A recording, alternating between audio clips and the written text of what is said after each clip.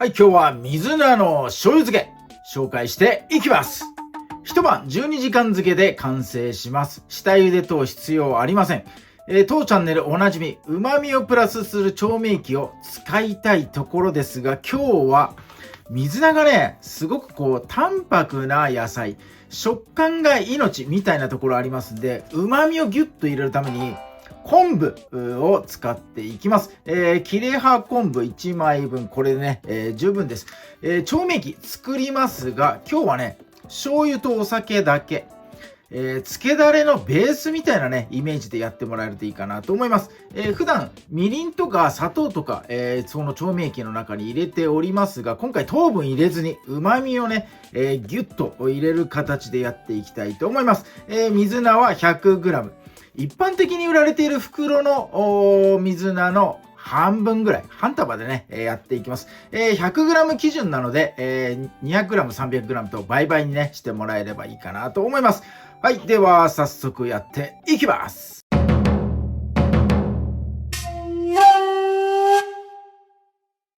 はい。まず、漬けだれ作っていきます。小さいフライパンもしくはね、小鍋で、やってください。沸騰させてアルコールを飛ばします。ベースは、料理酒です。日本酒が映ってますが、普通のね、料理酒で OK です。大さじ2杯入れてください。アルコール飛ばすために加熱をします。強火で OK です。一気に沸騰まで、持っていきましょう。気泡が全体を包んで沸騰したら火止めて OK です。ここに沸騰した後にね、醤油入れていきます。醤油の味を強く出したいのと、香りがね、飛ばないように、沸騰後に入れさせてもらいます。沸騰させて作るやり方もあります。醤油のね、角、丸みを作りたいみたいなね、感じの時もありますが、今日はね、香り、これをね、大事にしたいので、加熱した後に入れさせてもらいます。醤油大さじ2杯です。それからね、昆布も入れておきます、これ。昆布、忘れないようにね、入れておきます。はい、じゃあ水菜やっていきます。今日は袋で、漬けます。ちょうど半切りにすると入るかなぐらいの大きさなんで、半分のね、大きさでやっていきたいと思います。まだね、これ水洗いしてないです。この根っこのところ、ここの隙間にね、すごく泥汚れ挟まってますんで、ここを切り落として、よいしょ。これね、握ったまんま、こんな感じでね、水洗いしてもらえると、ここのね、泥汚れ取れるかなと思います。はい、水洗いし終わったらよく水気振って落としてください。水分あると、水がね、水菜すごく出るんで、漬け汁がね、薄まっちゃいます。半分に切るだけ。今回はね、これでやっていきます。お使いの、この漬けようとしてる袋、これの大きさに合わせてほしいんですが、もう限界ギリギリ。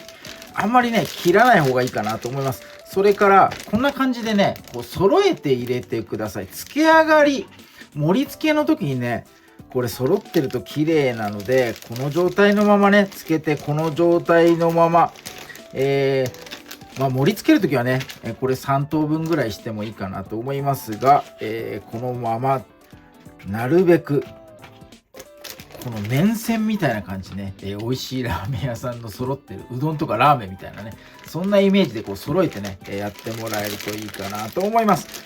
はい、ここに漬けだれガーッとね入れちゃいましょう。よいしょ。昆布も入ります。なるべく空気を抜いて密閉していきましょう。ジップロックで漬けます。重しは必要ありません。重しとかしちゃうと、この水菜のね、繊維壊れちゃって、苦味、それから水分もね、余計にいっぱい出てきます。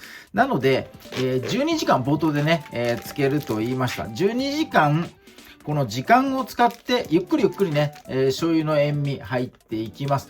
そこでね、しっかり浸かりますんで、重ししないで、OK です。はい。では、冷蔵庫保存12時間後に飛びたいと思います。はい。一晩12時間後の状態です。水がね、こんな感じで出ております。漬け上がりのサインとしては、この葉っぱの部分、薄緑色だったのが深緑色に変わってる。これがね、漬け上がりのサインかなと思います。はい、ということで取り出してね、ちょっと刻んで、盛り付けて食べていきましょう。この揃った状態、これをね崩さないように取り出してください。よいしょ。おお、いいね。茎とね葉っぱのところ半分で、切ったところですね、これを少しずつね、出していきましょう。よいしょ。揃った状態で盛り付けた方が絶対かっこいい。3等分ぐらいでいいかな。よいしょ。よし、いいね。シャキシャキの感じがすごい出てる。いいぞこれは。醤油のね香りもねたまらないですね。はい、こんな感じです。そして昆布を入れました。この昆布ねもったいないんで、細かくね刻んで上にねトッピングしてあげましょう。よし、切れたところを盛り付けて、はい、いい感じ。はい、切り残った昆布はこの残ってるやつにね入れときます。はい、ということで今日の水菜の醤油漬け、これにて完成になります。はい、では水菜の醤油漬け漬け上がりいただいていきます。昆布は最初はちょっと外しましょうか。昆布のないところ、ここに昆布が入ってしまった。よいしょ。よし。はい、じゃあ水菜だけでね最初いただいていきます。いただきます。ガツンと醤油がきてうまい。うまいな。昆布の香りがねついてて、昆布醤油、みたいなね感じになってます。水菜のこのシャキシャキ食感にこの醤油のうまみが抜群に合う。めちゃくちゃうまい。はい、じゃあ昆布と一緒にいただいていきましょう。また少しね味が変わるかなと思います。はい、いただきます。うまい。うまい。この食感が最高だね。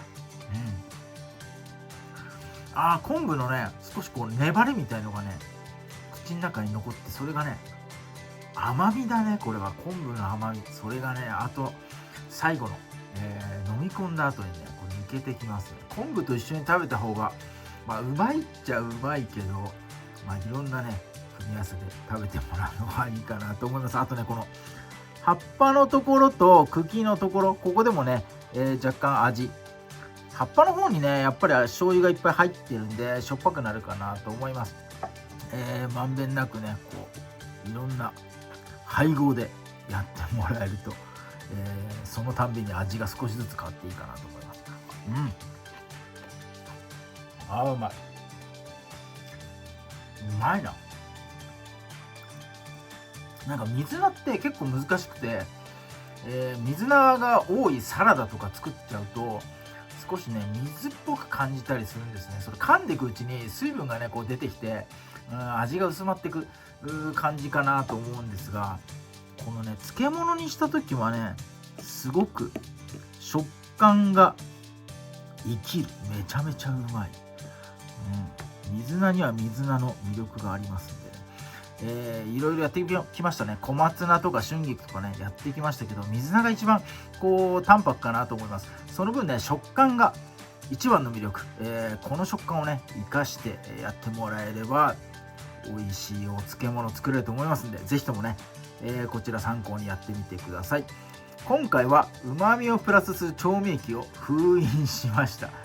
醤油の味ガツンとね、させたかったので、なのでね普段のこの旨味を尊重するなんか漬け方とはちょっと違うんですが、昆布をそもそも入れちゃうので、旨味はもう昆布にお任せみたいに、ねなっております。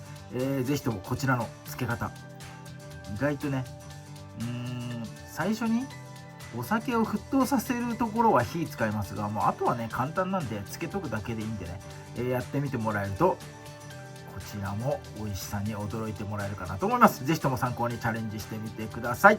今日も動画最後まで見ていただいてありがとうございます。いいね、グッドボタン、そしてチャンネル登録の方もぜひともよろしくお願いいたします。